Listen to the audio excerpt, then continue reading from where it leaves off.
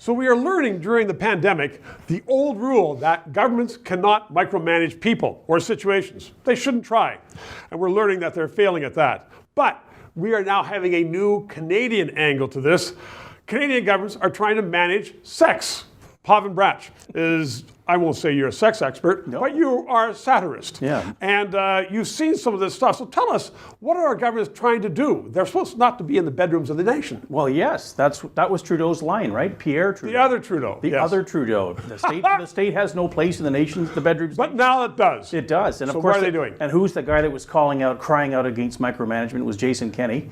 And of course, the poor guy's in quarantine now because he caught something in the cabinet.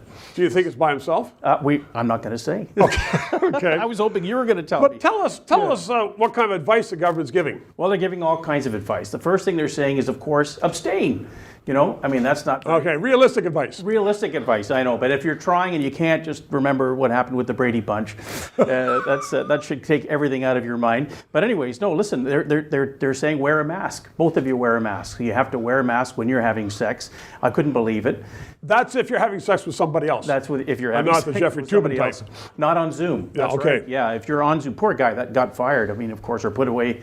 What could be a worse punishment for a guy doing that than to be sent home from work? It's not a good thing, is it?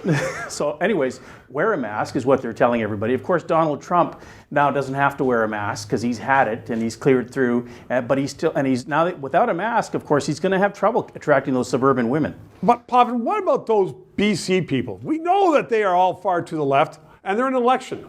Yeah. I hear stories about what the BC government is advocating. Yes, that's right. Well, the first thing they say is wash your hands for 20 seconds before having sex. That's their first piece of advice. It's actually published. Probably pretty good. They've even come out with songs that you can sing for 20 seconds so that you know you've done it all. Yeah. So they've done that. But the other thing they've come out with is they've actually said, you know what, we think you should consider using a hole in a wall to have sex through. To have sex with or through? Through. I mean, with the other That's called a glory hole, so I'm told. Well, that's what I hear. That's what I hear. Now, the government actually wrote that you should use a glory hole? That's right. So Did they call it that? Beautiful Dr. Bonnie Henry put that in writing. It's on the website. You can check it out if you don't believe me. And if you've got thick walls, they've got a lot of do-it-yourself kits now that have thinner walls, and everybody's making those things for us as well. But really, it's very Canadian because I heard in BC that at the very end of all these remedies, they say, and of course, if you're paying for sex, leave a big tip. That's right. Be Canadian. That's right. That's right. And get tested before sex, which explains the lineups. Really. Testing, tipping, glory holes. Exactly. Well, I always turn to, for advice to the Safe Sex During COVID by Dr. David Williams, Chief Medical Officer of Ontario. He's got even a special chapter on how to prepare a turkey dinner for one. So that's who I rely on, really. Okay, we are in trouble already. Paven Bratch, thank you very much. Great a little bit more than 3 minutes, but worth it. Thanks. So thank you for watching. In response to many queries, I want you to know I don't always dress like Don Cherry. He dresses like me. Sometimes. But seriously, we are going to continue to follow the stories that matter to you.